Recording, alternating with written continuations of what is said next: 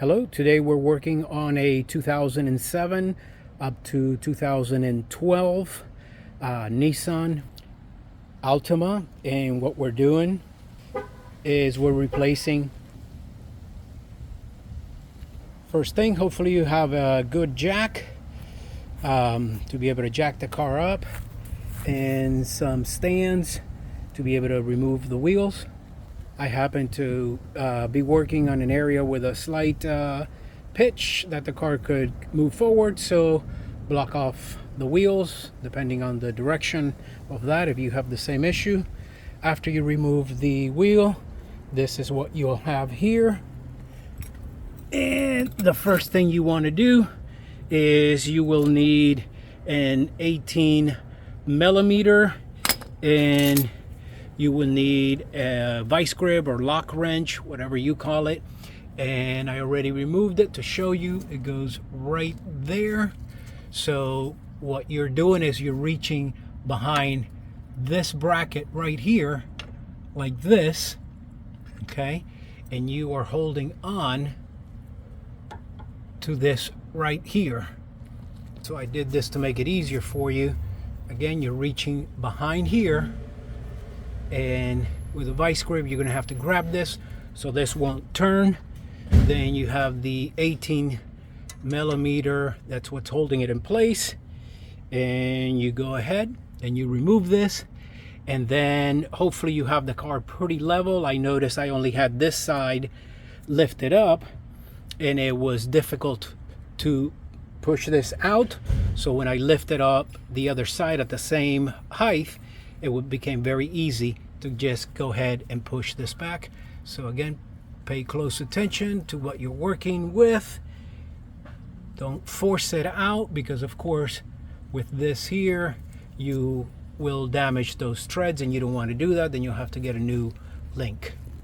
Next thing you'll need to do is remove both of these here. Again, 21mm that you used earlier for this will work here. Okay, this is hopefully torqued over 100 foot-pounds, so it's pretty hard depending on your size. And to remove it, but before you do that, I would say go ahead and remove this here and this here. I believe this is the speed sensor. Yep. Okay, very carefully move this here, and also the brake line. Move that clip out of there.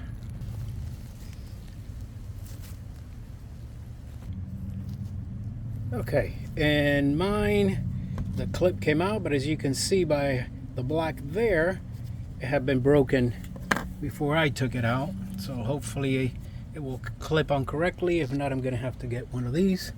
Now again, for the speed sensor, let's see. Okay, they easily, you can see, show you what you're dealing with. Just come straight out and straight out there. Again, try to keep this out of the way, not to damage it as you're removing all this. And also here, be careful. Again, now I'm going to try to remove this 21mm nut there. Okay, once you loosen this a little bit, or at least in my case, once I loosened it, this starts turning, of course. So then you will need a 21mm wrench or something to hold on to this as you turn that and remove it. Quick reminder, see the way the bolts, as you're removing all these parts, if not, of course you can rewind the video, but you see that the bolts are facing towards the front, the nuts on the front of the vehicle, and the bolt comes in through the rear of the vehicle. Now here comes a little tricky part. Now the bolts are removed, but as you separate this from this, you don't want to pull out too much towards you, because you don't want the shaft to come out too far. Okay, so just a little bit, just enough to be able to remove this knuckle from the strut there. So there it is. Came off really easy by sticking a large screwdriver in there and gently pushing this knuckle towards you. Okay, next, pretty easy so far. Looks like what we'll need next is to remove these 3 screws on the top. 1, 2, 3. Okay. Okay, here is 13 millimeters. What you'll need. You see here on this back one, there's not enough room. If you're lucky enough to have a tool with a socket, 13 millimeter socket that will fit in there, of course, is easier. If not, you'll have to use a wrench, as I have here. Okay, so there's that back one right there. Then these 2, of course, one of them, before you remove the last one, you'll need to, of course, somehow, if you're like me and you don't have somebody helping you, sort of reach down and grab onto this, because to avoid it from falling, since we removed this first. Okay, so 2 down, 1, 2, 1, 2, and again, as you loosen this one, remember now this is the last thing holding it on, so you'll have to go underneath and grab it as you're removing that. So again, depending on your strength, you were just, in my case, holding on to this with my left hand as I removed that last one there. Very careful. Remember, you got the speed sensor line right there, that you don't damage that, and or the brake line there. There we are, the old one on the bottom, the new one on the top, and everything seems to be right. There's nothing worse than receiving the wrong part. So here we go. With a helper, of course, it's much easier, I'm sure. Look at this little tip. Look at this here. This comes out. So that's the one that will go right here. Okay, so again, this here facing out.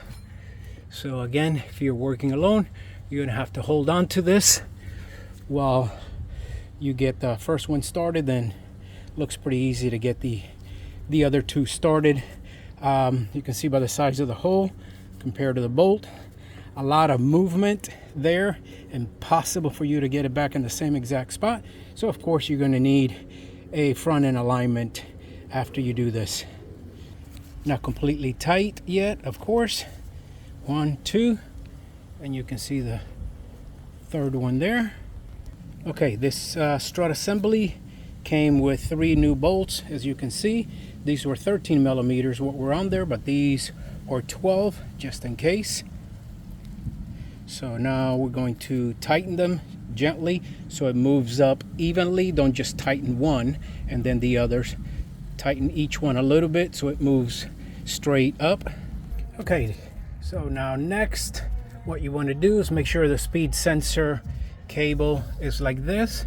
Just clips on here and here. See, it's here, not on the back side. Again, so you can see it. And this, again, I'm saying it should be easy because it was very easy in my case. Remember, this can turn a little bit. So line this up, line the strut up with the knuckle, and you should be easily be able, I didn't have to force or do anything. Get the bolt in, put the nut on, get the bolt in, put the nut on. Okay, just wanted to show you before I tighten it.